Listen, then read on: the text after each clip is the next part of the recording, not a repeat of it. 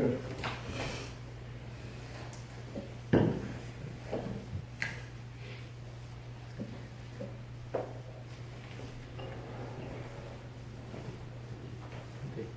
Did you want to repeat that performance?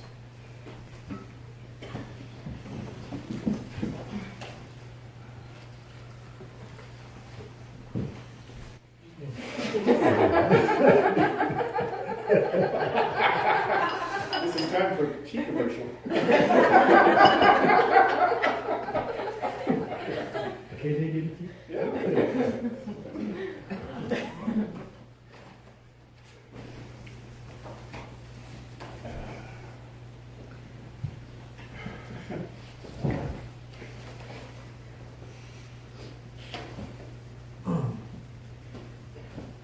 Before you proceed, I'd like to make something clearer. Seems some people still not so clear about the mind door.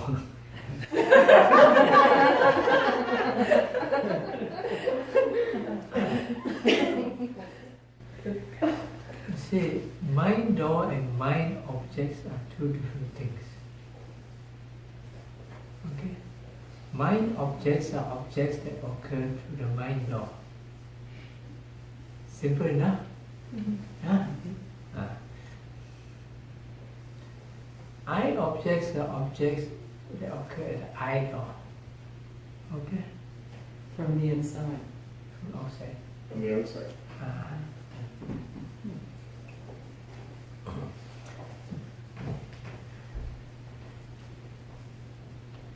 For example, through the eye door you see light. You get to know light from the eye door. Is it? But Dependent on the eye, you get the eye object. But what is seen, what sees is the mind. Okay. Seeing consciousness. The eye itself cannot see the object. It's only a door. all right. You see? But the seeing consciousness is a special consciousness that operates at the eye door. It does not operate at the ear door. Okay? Let's not go further than this. Okay? Mind objects occur at the mind door. But mind objects can be anything in the universe. Anything in the universe. It's just whether you can access to it or not. Okay? If your mind is more powerful, you can access to more objects. If the mind is not so powerful, it will not be able to access to as many objects. Okay? Fair enough? Now the body door are objects occur directly at the body door. And at the body door, only 3 objects are taken by the body consciousness. Only 3 objects. 3 elements. Fire, water, fire, wind and earth. Air, wind, and earth. Earth is like, the hardness. Somebody hit your head hard. It's the earth element. Okay? Wind element is tension. Like somebody squeeze or pull and you feel tension. It's the tension is the wind element. When you feel hot, the hot fire and heat element. Yes? Okay. Now let's say you put your hand here and you feel the movement. You feel it through the body door.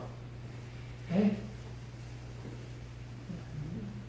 When you close the eyes,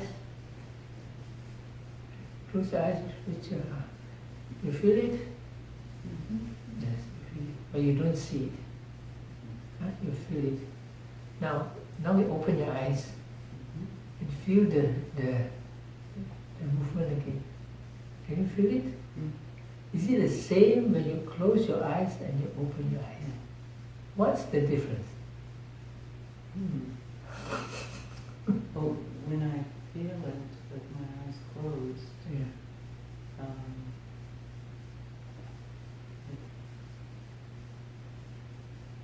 I don't know, it's not connected to anything. It's almost like I know it's my body and it's my hand. Yeah. So when you exclude the I, Yeah. so, and you don't have the Just the sound at sensation. all, I could feel the heat. you could feel the heat I as could well. feel the heat. Now the heat is the fire element. Yeah. Mhm. When you open your eyes, can you feel the heat? No, I could not feel the heat as much. The warmth was gone. But you put your hand there, you can feel the heat and the warmth in the hand. When I put my hand here, it's warm. Yeah. But when I close my eyes, it's warmer. Warmer. Warmer. Why? That I don't know. Concentration. Ah. You see? It's concentration. Is it the same when you feel the heat when your eyes open and the heat when you close your eyes? Basically the same thing. Right? Only that it's stronger, warmer. So the fire element, the earth element and the wind element, as experienced by the body, is also experienced in the mind door. Now when the mind door it can be more concentrated because it cuts off all the other things. Yeah? Because it's so concentrated, the thing is being magnified. You understand? Being magnified, and if it is perception is very sharp. Like many pixels, 1,000 pixels. Then of course, all the details you can see more. If the mindfulness and perception is not so sharp, 5 pixels, you won't be able to see much. Okay? Now, when your eyes open, you also feel the heat element, earth element, wind element. Now, because your eyes open, your concentration is not so strong. So you cannot see in detail because it's, to a great extent it's distracted by the eye object.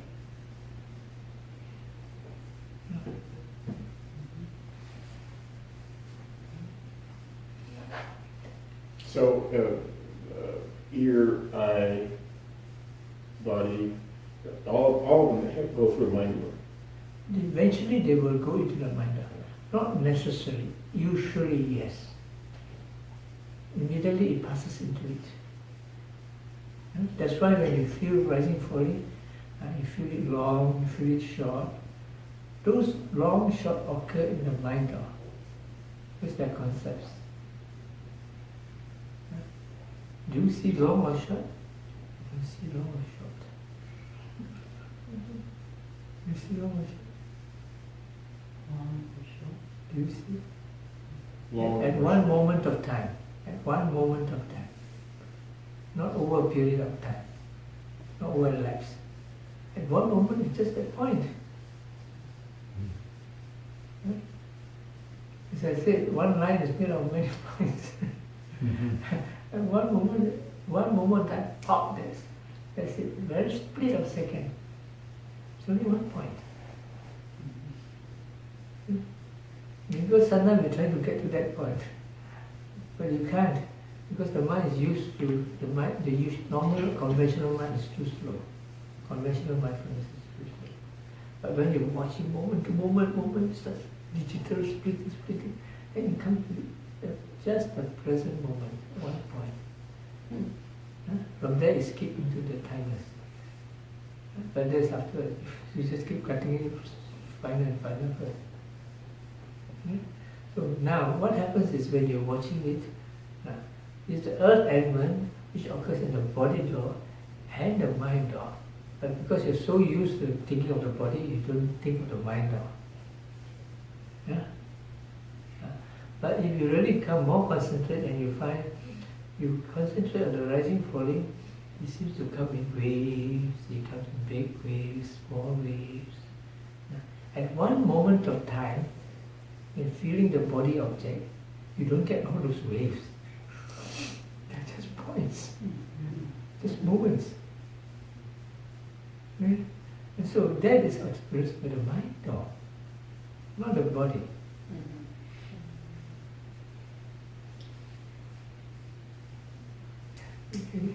So the points, when you get the experience of the points, it's the mind door.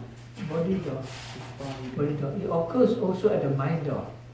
But when you experience the shape and the form, they are definitely already in the mind door, occurring in the mind door.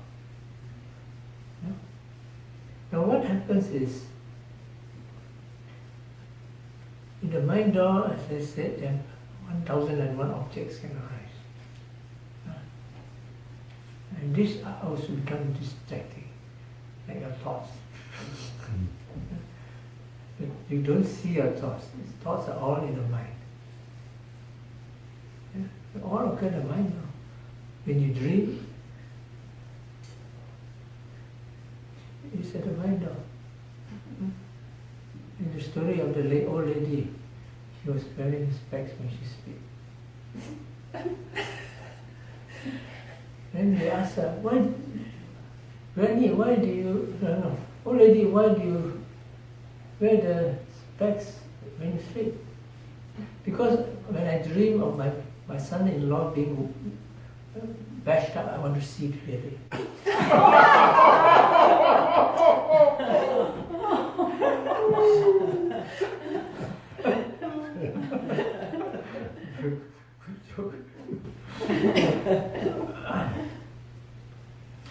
But no, when you find that when you don't meditate and you close your eyes, the clarity of mind is based on the lucidity or the sharpness of your perception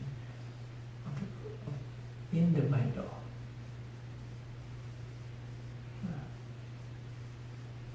In the case of blind people, what happens? It's still. It's very strange. I asked one lady, she was not blind from birth. She says everything in the visual image is frozen. He is Oh, yeah. Frozen. frozen. Oh, wow. So they can't see, like, someone running in a dream or anything? I don't know. But definitely a lot of things I just probably did this. They say when I see him now and I get blind, I hope not. Then I will always see him as a handsome young man. He will not grow unless I touch his face and I feel, oh, there's too many wrinkles around. No. And when I touch a beard, I become doubtful whether it's him or not.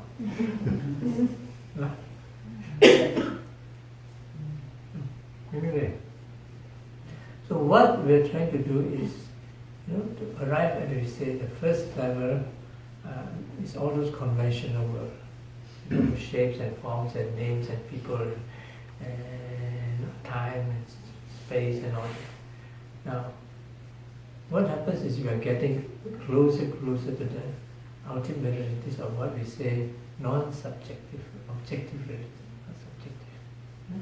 So we have to start cutting the concepts.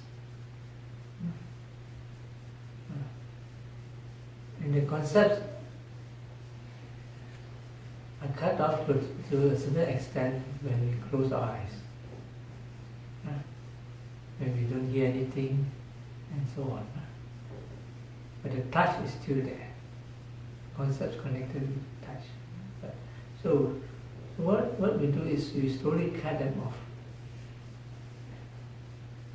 How do you cut them off? By keeping it as close as possible to the present moment. Like for example, the line is made from many moments. We keep it closer and closer, it becomes shorter and shorter. Yeah? You watch the rising, falling, long, rising, short, falling. When you give it more to the moment, it's only a point, which is a kind of tension. Yeah? In the beginning of the rise, there's no middle or end. At the end of rise, there's no beginning or middle. Where is long and short? And in the middle, there are many middles. So the closer you get to the present moment, you begin to cut off more concepts. When you're so mindful, you don't think of yourself. Where are you? You don't even think of time. How long am I concentrating? No, you work with that experience of that quality. Let's say of the wind element, of the earth element, of the fire element. It's just a phenomena that arises and passes away. When you try transcending further, all concepts of time, just arising, passing, and middle are the same thing. It's just a process. You cannot differentiate. But this comes with experience. Some people say it's just like a flash. Some people it's just like a very minute particle. You see it and you don't see it, but you know you've seen something. These are the basic building blocks of existence. Let go. No, but this one you come to certain levels of Vipassana, you see it again and again, you have no doubt. In the beginning you see it, you may, what am I seeing, am I going mad? No. But you check your mindfulness is clear, your mindfulness is there, and you're not imagining. In fact, you're more clearer than the normal waking hours when you're doing something else.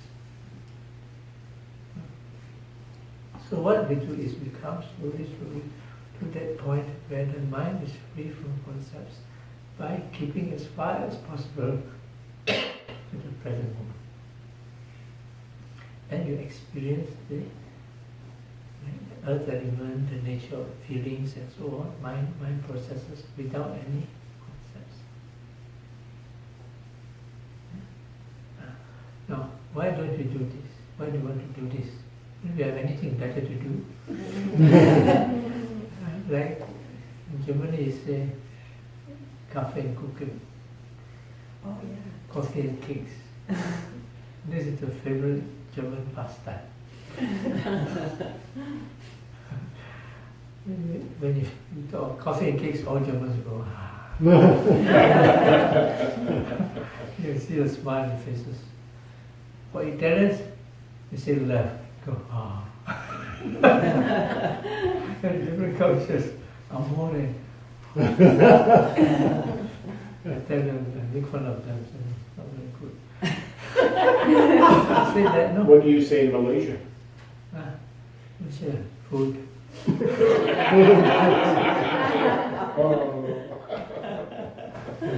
Good food.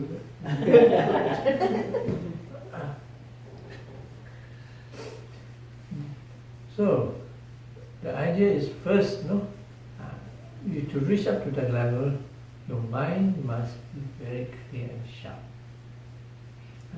By nature of that, your craving, your anger, delusion, and all those are far away. You're more at peace. That's number one. But this type of states can also be experienced by Samatha. So it's not so special for Vipassana. Vipassana is the perception of these three unique characteristics, like the moment-to-moment change. Why do you want to do that? Because when you do that, you're on the way to transcendence. And what does this transcendence mean? It means cutting through the deeper levels of defilements, which cannot be touched even by Samatha. Now, these defilements are linked to a lot of conditionings. Like I said, we say, do you have anger now? Is there anger in you? No. But it's there somewhere, and wait until the right moment comes, then you see what I mean.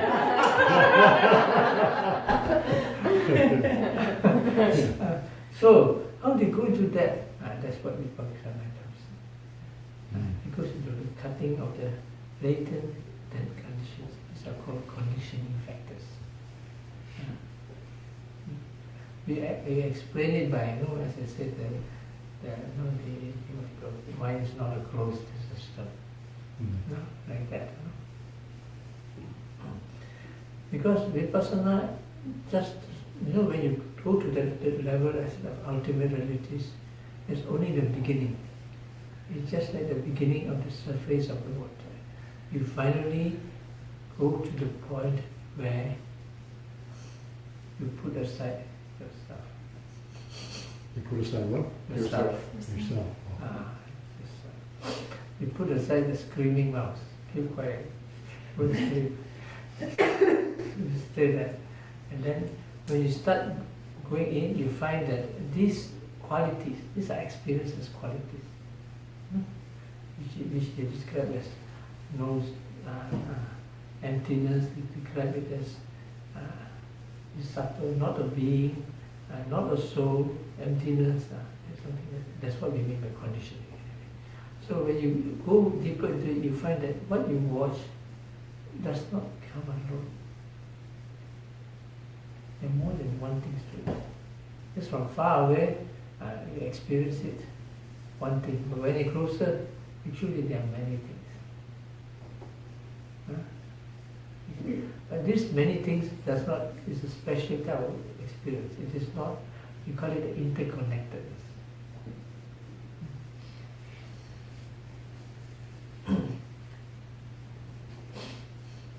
That means you know that when you experience this thing, all these things are involved.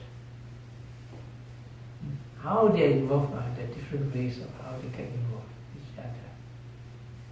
That means there are different type of relationships. Generally, it is enough to understand for the time being that things do not exist by themselves. They are conditioned.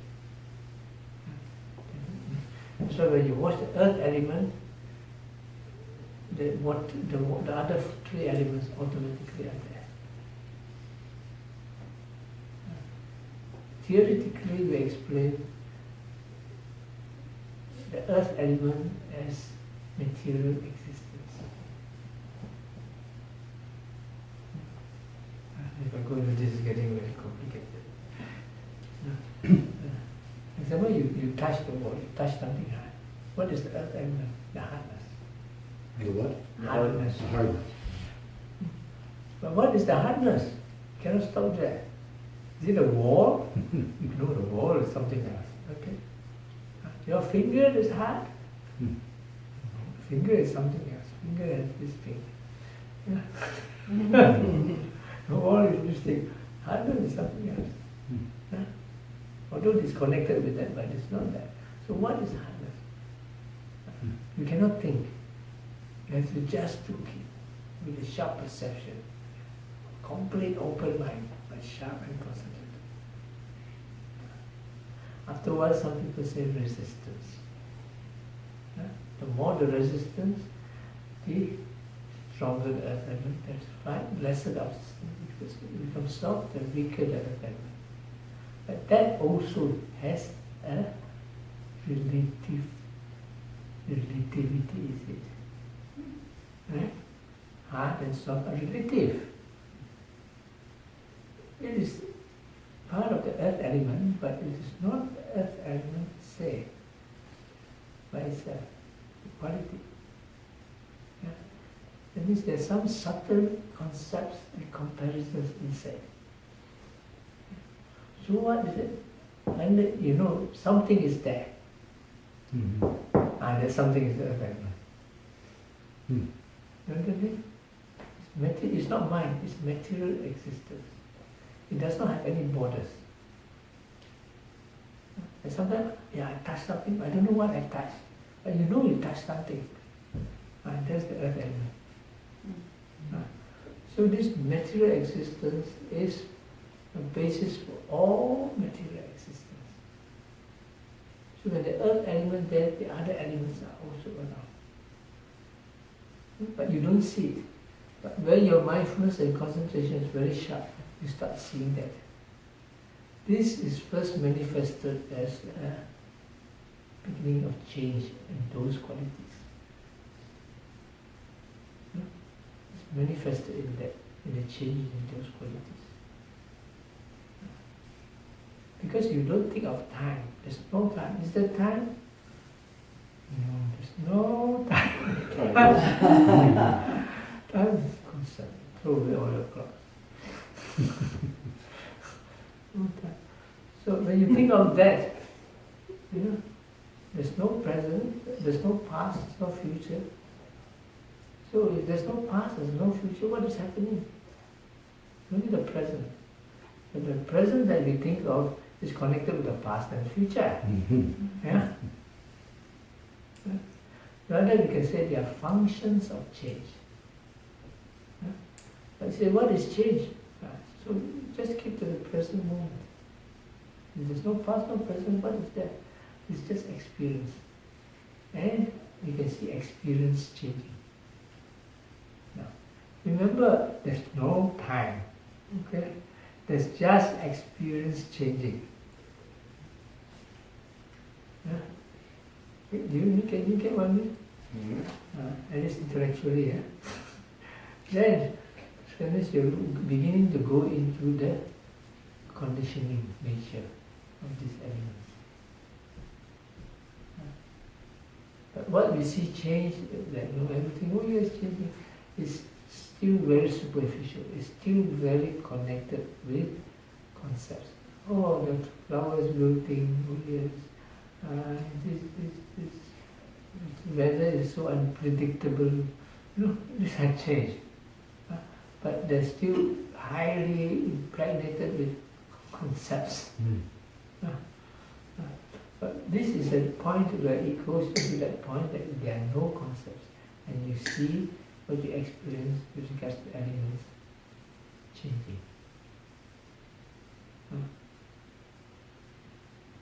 Now, of course, that type of change is not the same as you see the clouds coming and going. That is different. It's very close. This is what the other is much finer. Don't worry about it. Come to the cross the bridge when you cross. I'm just giving ideas so that you have a direction of what Vipassana is.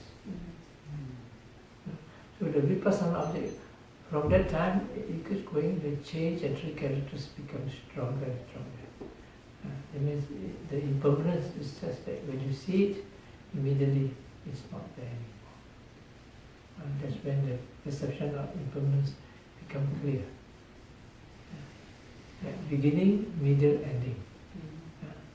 When the beginning is seen as middle and ending together, then the perception of the impermanence is strong, sharp enough. So then it's just a very big power, and everything is made of that. So much so the change is so fast that you cannot perceive whether it's earth element, water element, or whatever it is. There is just pure change. So when you go to these levels, deep-seated defilements that are connected with everything change in the world and so on, is being transcended, cut through. So that's where the special attribute of Vipassana is able to cut through this conditioned nature of existence and purify the mind from all these latent tendencies. And with Samatha, it just stops it. stops them, but they're still there. But they're still in there. Yeah. Because we can cut through the conditioning. But it can make the mind very powerful. But if you develop those powers and they use it for Vipassana, it becomes more effective. Vipassana. It's just like a knife, The iron is metal is very strong. There's strong samatha. But the cutting edge is Vipassana.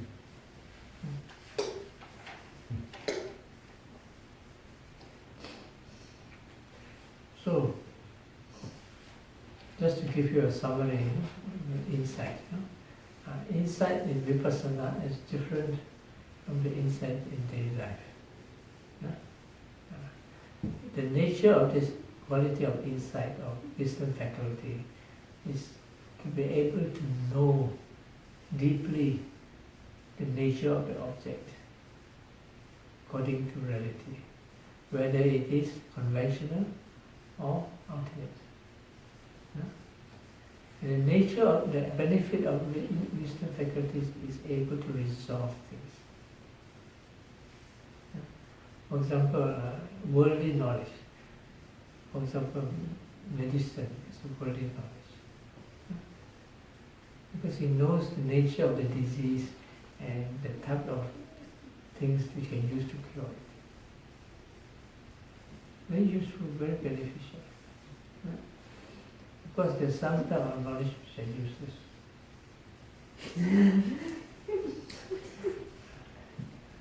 It's better not know. Yeah? When Sadhu Pandita said this, somebody asked, what are those knowledges? He said, since you're not supposed to know it, why do you ask?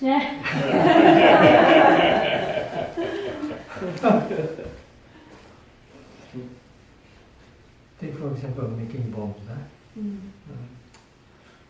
I remember long ago when I was in Burma, there was a man. He came to meditate in Burma Mahasi Center during that time, it was in the 70s. I said, why do you come here to meditate? Well, he says, he was one of those engineers there. He says that two things. One thing is, when you went to Thailand, everybody is smiling and happy. Why? We Indians are not like that. I said, really? I thought they're all very happy. After that, I said, it's because of his work. He said he is in the military, making bombs and all those things. He said when the bombs work very well in Vietnam, everybody is so happy. What's this going on? Everybody. So he left his job and came to Burma and became a monk.